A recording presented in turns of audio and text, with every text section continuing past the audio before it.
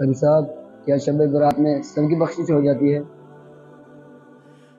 جی بھائی، ہمارے پیارے نبی کریم صلی اللہ علیہ وسلم نے فرمایا کہ شعبان کی 15ویں رات میں اللہ تبارک و تعالی پورے امت مسلمہ پر نظر کرم فرماتے ہیں اور سب کے جو ہے کہ بخشش فرما دیتے ہیں، لیکن 7 آدمی ایسے ہیں کہ اس مبارک رات میں بھی ان کی بخشش کے فیصلے نہیں ہوتے۔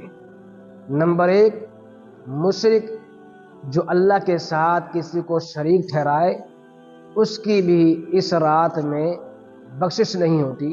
نمبر 2، کینہ رکھنے والا۔ نمبر 3، شراب کا عادی جو ہمیشہ شراب پیتا رہتا ہے۔ نمبر 4، رشتہ داروں سے قطع تعلق کرنے والا۔ نمبر 5، اپنی شلوار کو، پاجامہ کو اور پتلون کو ٹخنوں سے نیچے رکھنے والا۔ نمبر 6، اپنے والدین کی نافرمانی کرنے والا۔ اور نمبر 7، جو کسی کو ناحق قتل کرتا ہے۔ اللہ تبارک و تعالی ان 7 آدمیوں کی اس مبارک رات میں بھی بخشش نہیں فرماتے۔